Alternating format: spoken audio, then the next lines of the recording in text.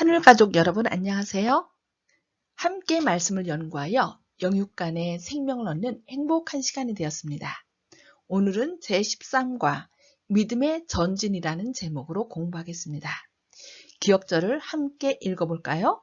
빌립보서 2장 5절로 7절 말씀입니다. 시작! 너희 안에 이 마음을 품으라. 곧 그리스도 예수의 마음이니 그는 근본 하나님의 본체시나 하나님과 동등됨을 취할 것으로 여기지 아니하시고 오히려 자기를 비워 종의 형체를 가지사 사람들과 같이 되셨고. 믿음의 전진 이번 교과를 통해 함께 배울 단어는 희생입니다. 희생은 집단 성원의 안녕과 풍요를 기원하는 예배에 제물로 바치는 소, 양 따위의 산 짐승을 뜻합니다. 지금은 한자를 통하여 희생의 구속사적 의미를 살펴보도록 하겠습니다. 희생은 희생 희자와 희생 생자가 합쳐진 글자입니다. 이 글자에는 제사에 사용되는 소와 양이 포함되어 있고 제물을 죽이는 도구인 창과자가 포함되어 있습니다. 하나님에게 드리는 제물의 상태는 좋아야 하므로 빼어낼 숫자가 포함되어 있습니다. 빼어낼 숫자는 벼화자와 이의 내자가 합쳐진 단어인데 벼는 쌀이 되기 전 벼꽃이 핀 상태를 의미하고 이의 내자는 여자가 성장하여 가슴이 발달한 상태를 말합니다. 이 두 글자가 합쳐져서 곧 쌀이 되고 자녀를 출산할 수 있는 여자가 된다고 하여 빼어날 숫자가 되었습니다. 양자, 빼어날 숫자, 창과자 세 개가 합쳐져서 숨 내쉴 희자가 되었는데요. 살아있는 사람이 내쉬는 숨을 호라고 하고 들이쉬는 숨을 흡이라고 합니다. 그래서 호와 흡을 합쳐서 호흡이라고 합니다. 그런데 숨 내쉴 희자는 숨을 내쉬고 영혼이 빠져나가 죽은 것을 말합니다. 그래서 양이 죽었다는 뜻입니다. 희생 희자는 숨 내쉴 희자에 소우자가 더해진 글자입니다. 레위기 2장 21절에는 소나 양으로 화목제물을 여호와께 드리는 자는 기쁘게 받으심이 되도록 아무 흠이 없는 온전한 것으로 할지니라 라고 기록되어 있습니다. 인간을 위해 봉사하고 희생제사에 사용되는 짐승인 소와 어린 양으로 표현되는 예수님이 십자가에서 마지막 숨을 내쉬며 죽으심으로 인류는 죄의 값을 다 치르고 구원을 받을 수 있게 되었다는 뜻으로 보시면 되겠습니다. 희생 생자는 소우자와 날 생자가 합쳐진 글자입니다. 날 생자는 사람인 자와 흑토자가 합쳐져서 하나님이 사람을 흙으로 만드셨다는 것을 말합니다. 그리고 날 생자에 소우자가 더해져서 희생 생자가 되었습니다. 그래서 제사에 사용되는 짐승은 흠이 없고 살아있는 것을 사용해야 하는 것입니다. 그러므로 희생 희자와 희생 생자는 모두 인간을 위해 봉사하고 죽으심으로 인간을 구원하는 일을 하신 예수 그리스도를 예표하는 것이라고 할 수 있습니다. 감사합니다. 예수님은 우리를 구원하기 위해서 모든 희생을 하셨습니다. 그러나 그분은 그러한 희생과 헌신을 통해 우리가 알지 못하는 기쁨을 누리십니다. 그리고 이 땅에서 우리가 겪는 고통과는 비교할 수 없는 큰 기쁨과 영광과 행복을 알게 하시려고 우리를 그분의 선교로 부르십니다. 이번 과 믿음의 전진 학습 목표를 살펴보겠습니다. 첫째, 예수님을 따라 하나님의 선교에 참여하기 위해서 필요한 것은 희생적인 사랑과 행동하는 믿음이라는 사실을 깨닫는 것입니다. 둘째, 내가 포기하고 헌신한 것과 비교할 수 없을 만큼 큰 기쁨과 행복을 믿고 고대하는 것입니다. 세 번째, 자기 희생적인 사랑과 믿음의 전진을 통해서 끝까지 하나님의 선교에 참여하기로 결심하는 것입니다.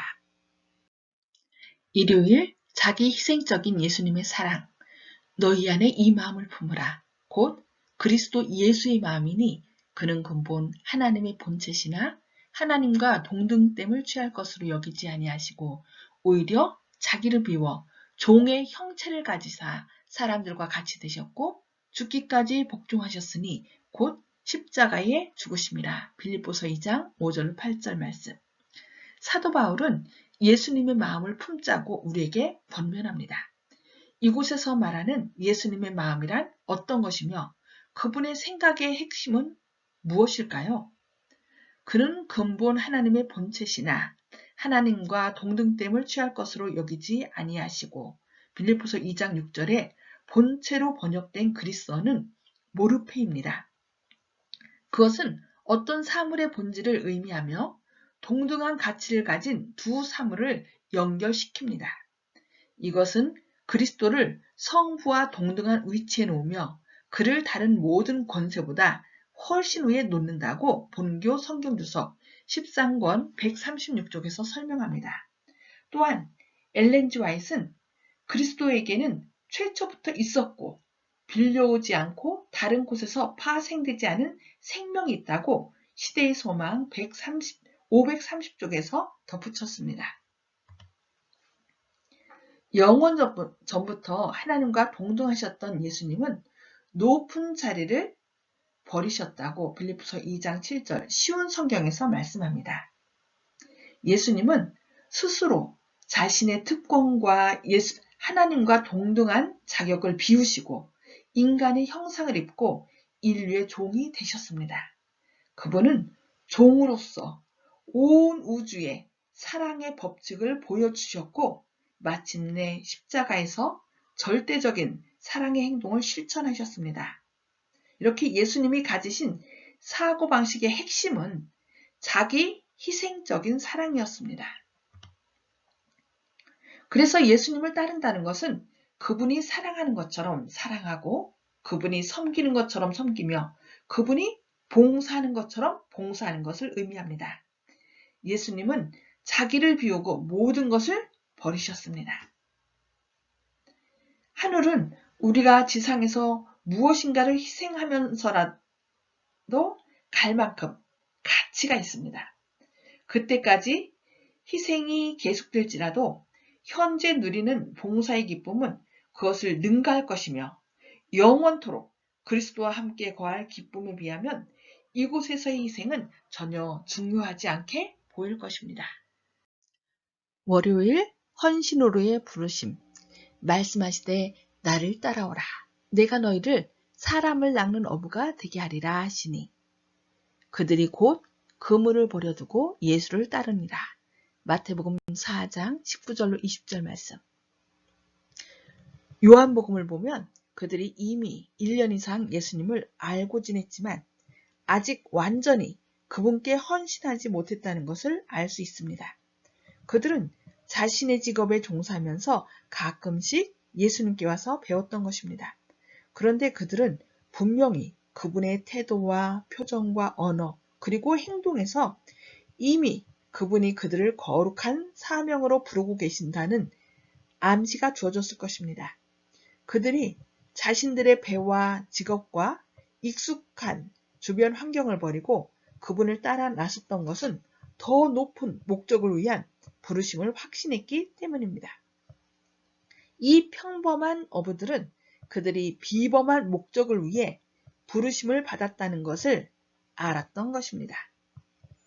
또한 세리는 이스라엘 전체에서 최고의 혐오와 멸시의 대상이었습니다.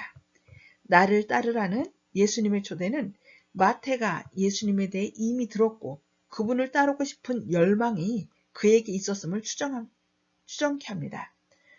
그리고 그는 그리스도께서 자신을 받아들이시고 제자 중 하나로 초대하셨다는 사실에 놀란 걸 볼 수 있습니다. 예수님은 더 높고 고상한 목적을 위해 살고 싶은 욕망을 보시고 세리와 어부들을 그분의 제자로 부르셨고 동일한 목적을 위해 저와 여러분도 부르고 계십니다. 화요일 하나님이 택하신 그릇 바울. 주께서 이르시되 가라. 이 사람은 내 이름을 이방인과 임금들과 이스라엘 자손들에게 전하기 위하여 택한 나의 그릇이라. 사도행전 9장 15절 말씀. 예수님을 영접했을 때 바울의 생애는 극적으로 변화되었습니다. 그리스도께서는 그에게 완전히 새로운 미래를 제시하셨습니다. 사도 바울은 성령의 인도하심을 통해서 지중해 지역의 수많은 사람에게 하나님의 말씀을 선포했습니다. 그의 증언은 기독교뿐만 아니라 세상 역사를 바꾸었습니다. 삶을 마칠 무렵 그는 디모데에게 복음 사업에 전념하도록 촉구했습니다. 그리고 자신에 대해서 나는 선한 싸움을 싸우고 나의 달려갈 길을 마치고 믿음을 지켰다고 디모데후서 4장 7절에서 말씀하였습니다.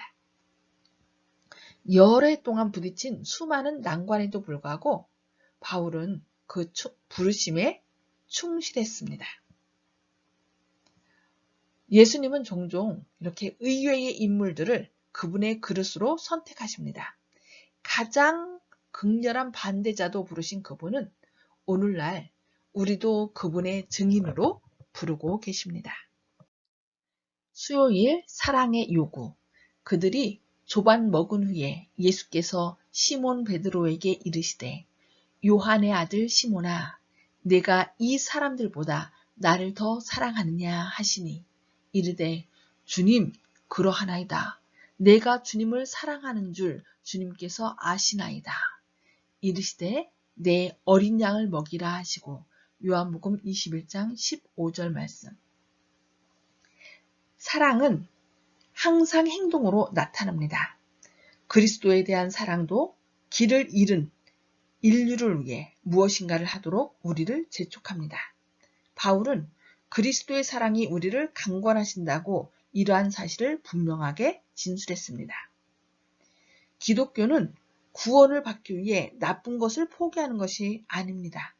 예수님이 우리를 구원하기 위해 포기하신 것은 하늘의 나쁜 것들이 아니었습니다. 그분은 다른 사람의 구원을 위해 좋은 것을 포기하셨습니다. 예수님은 왜 베드로에게 내가 나를 사랑하느냐 하는 질문을 3번이나 반복하셨을까요?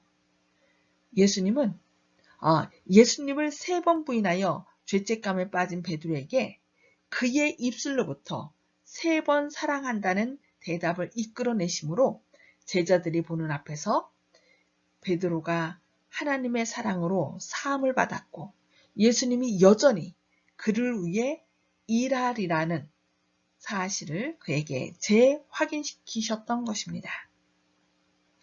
거룩한 사랑은 수동적이지 않고 적극적입니다. 그것은 헌신을 포함합니다. 자신을 부인하고 저주했던 베드로에게 사랑을 요구하시며 믿음을 다시 세우고 그를 위해 일하셨던 주님은 우리도 포기하지 않으시고 다시 부르십니다. 목요일 사랑의 헌신. 자녀들아, 우리가 말과 혀로만 사랑하지 말고 행함과 진실함으로 하자. 요한일서 3장 18절 말씀. 예수님은 베드로가 내 어린 양을 먹이라는 부르심을 받아들일 때 그가 무엇을 마주하게 될지 분명히 알기를 바라셨습니다. 예수님은 베드로가 언젠가 경험하게 될 순교에 대해 예언하시며 제자됨의 대가를 말씀하셨습니다. 그의 팔은 십자가 형틀 위에 벌려질 것이었습니다. 이 예언을 통해 예수님은 베드로에게 선택권을 주셨습니다. 베드로는 그분의 선교를 수행하면서 예수님과 친교를 나누는 영원한 기쁨을 누릴 것이었습니다. 그는 영혼들을 하나님의 나라로 인도할 것인데 오순절에 수천 명이 그리스도께로 올 것이었습니다. 그는 예수님의 이름으로 기적을 행하고 수많은 군중 앞에서 그분을 영화롭게 할 것이었습니다. 그러나 그러한 특권에는 대가가 따를 것이었습니다. 그것은 희생, 곧 큰 희생을 요구할 것이었습니다. 그러나 영원의 관점에서 보면 그동안 우리가 했던 일은 전혀 희생 같지도 않을 것입니다. 우리가 투자한 시간과 노력과 삶은 과도하게 보상을 받는 것처럼 보일 것입니다. 진정한 사랑은 행동하며 희생하는 것입니다. 그러나 그러한 희생은 우리가 사랑과 진리를 나눔으로 얻는 기쁨과 영원한 행복에 비교할 수 없습니다. 금요일 더 깊은 연구를 위해 교회의 할 일. 교회를 영적으로 감독하는 자들은 모든 교인이 하나님의 사업에서 특정 부분을 담당할 수 있는 수단과 방법들을 고안해야 합니다. 지도자들은 현명한 군인처럼 모든 전선에서 전진 계획을 세워야 합니다. 계획을 세울 때 그들은 신자들이 그들의 친구와 이웃을 위하여 할 수 있는 사업에 대해 특별히 연구해야 합니다. 우리의 교회들을 굳게 세우기 위해 지금 필요한 것은 교회 안에 있는 재능, 주께서 사용하시도록 교육을 받을 수 있는 재능을 분별하고 개발하기 위하여 현명한 일꾼들이 철저하게 활동하는 것입니다. 필요한 것은 훈련 곧 교육입니다. 형제와 자매들에게 선교 사업을 수행할 수 있는 실제적인 방법들을 가르쳐야 합니다. 믿음의 전진, 이번 교과 결론입니다. 1. 예수님을 따른다는 것은 그분처럼 사랑하고 봉사하는 것을 뜻하며 그분은 자기를 비우고 섬기셨습니다. 우리도 그런 자기 희생적인 사랑을 본받아야 합니다. 2. 예수님은 더 높고 고상한 목적을 위해 살고 싶은 갈망을 보시고 세리와 어부들을 그분의 제자로 부르셨고 동일한 목적을 위해 우리도 부르고 계십니다. 3. 예수님은 종종 의외의 인물들을 그분의 그릇으로 선택하십니다. 가장 극렬한 반대자도 부르신 그분은 오늘날 우리도 그분의 증인으로 부르고 계십니다. 4. 자신을 부인하고 저주했던 베드로에게 사랑을 요구하시며 믿음을 다시 세우고 그를 위해 일하셨던 주님은 우리도 포기하지 않고 다시 부르십니다. 5. 진정한 사랑은 행동하며 희생하는 것입니다. 그러나 그러한 희생은 우리가 사랑과 진리를 나눔으로 얻는 기쁨과 영원한 행복에 비교할 수 없습니다. 이 사랑을 나누는 일에 동참하셔서 믿음으로 전진하심으로 하늘의 기쁨과 영원한 행복을 누리시는 저와 하늘가족 되시기를 바라며 13과 교과를 마치겠습니다. 감사합니다.